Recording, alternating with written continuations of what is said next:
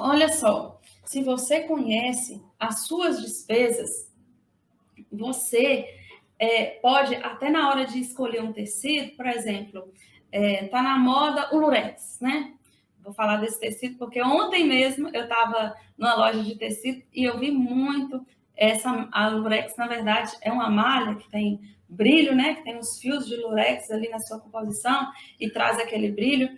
E eu vi, assim, muito dessa malha ali naquela loja de tecidos e me encheu os olhos porque eu já estou pensando no final do ano, porque o final do ano as pessoas escolhem muito esse tipo de roupa com brilho, já está se usando, né? Mas a gente que produz, você já produz pensando em vender lá na frente, então dá até final do ano, as festas aí de formatura, de Natal, de Ano Novo, são os momentos que as pessoas escolhem muito usar brilho, né? Então eu já olhei ali o valor daquela malha e já estou dando uma observada aí no quanto que está sendo a peça final, para eu poder planejar e saber se vale a pena eu investir nesse tipo de peça ou não. Por quê?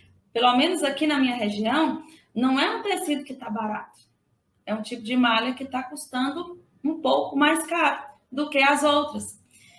Então, se eu já compro essa malha mais cara e às vezes o produto final aí, as peças nas lojas estão assim muito barato, talvez nem compense trabalhar com esse tipo de produto.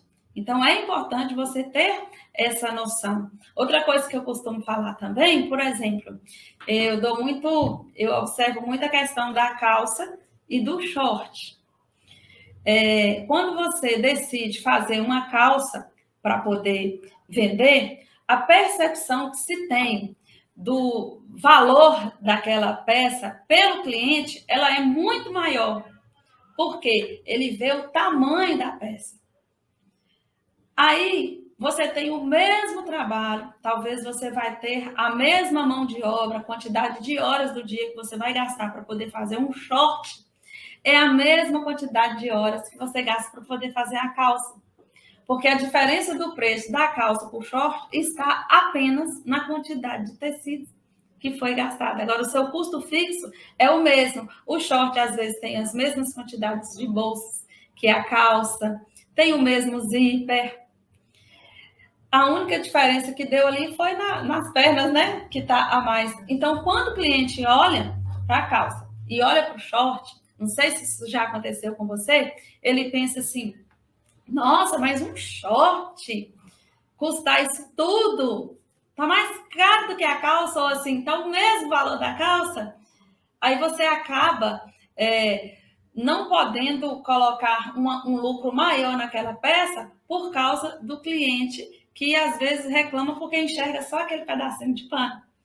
Então eu costumo optar muito mais por fazer peças maiores, que vão ter uma mão de obra menor, mas vai ter um valor maior para o cliente. Porque ele já pensa logo assim: não, essa calça eu vou usar numa festa, eu vou usar para sair.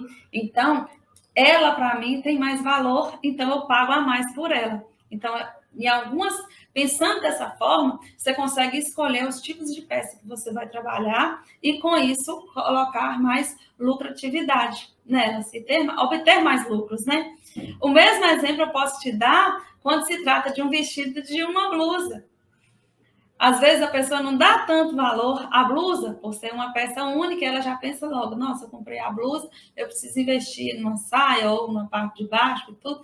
Isso vai ficar, cara, essa blusa está muito cara, tinha que ser mais barato. Mas quando você apresenta o vestido, que às vezes tem a mesma. Você gasta o mesmo tempo para fazer um vestido, você gasta para poder fazer na blusa, só que aquele vestido vale mais. O cliente tem uma visão em cima daquela peça inteira muito maior, ele dá muito mais valor a ela do que uma blusa, que é menor. É questão de olhar o tamanho, a quantidade de tecido. E às vezes o tecido, quando nós colocamos na ponta do lápis, o tecido não é mais do que 30% do valor do custo de uma peça. Os outros 70% é aquilo que você gasta com água, luz, seus gastos fixos, né? São água, luz, telefone, aluguel, tudo aquilo que você utiliza para poder trabalhar aí no seu espaço, ou seja, no seu ateliê, ou seja, até mesmo dentro da sua casa, esses bens que você precisa ter funcionando para você ter um ambiente de trabalho, nós chamamos de gastos fixos. Os gastos fixos são o mesmo, a sua mão de obra é a mesma. O que mudou ali do vestido para a saia ou da calça para o short foi apenas a quantidade de tecido. E o cliente muitas vezes não entende isso. Então, o que eu quero dizer? Você entendendo isso e percebendo isso, você consegue pensar em produzir peças que vão ter um maior valor de mercado, onde o cliente vai ter uma maior percepção de valor e vai te pagar a mais por elas e você vai conseguir ter um lucro maior em cima delas. Deu para você pescar essa dica aí?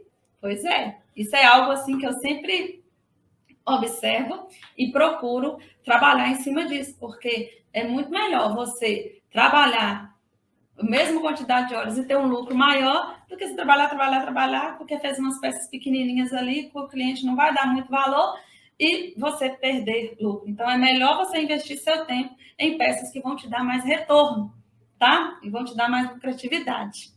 Gente, então, se você não souber precificar, se você não souber os seus custos, se você não ter essa visão aí do quanto você gasta para poder trabalhar, você vai levar prejuízo, tá? É preciso você saber disso e eu vou te falar quais os passo a passo certinho aí para você entender isso, viu? Se você não souber, gente, é como eu disse no início, é trabalhar com uma venda nos olhos. Imagina você com a venda aí nos olhos, não enxergando nada, trabalhando. É isso que acontece quando você não sabe precificar, quando você não sabe colocar preço nas suas peças, tá? E para a gente sobreviver em qualquer tipo de negócio, é preciso ter lucro, é preciso ter dinheiro, porque você precisa comer, você precisa pagar as contas, né?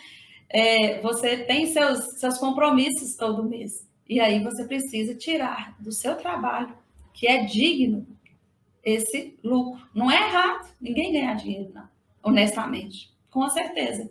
Isso é algo abençoado nas nossas vidas. Se você tem buscado isso, continue, mas vamos fazer do jeito certo, tá?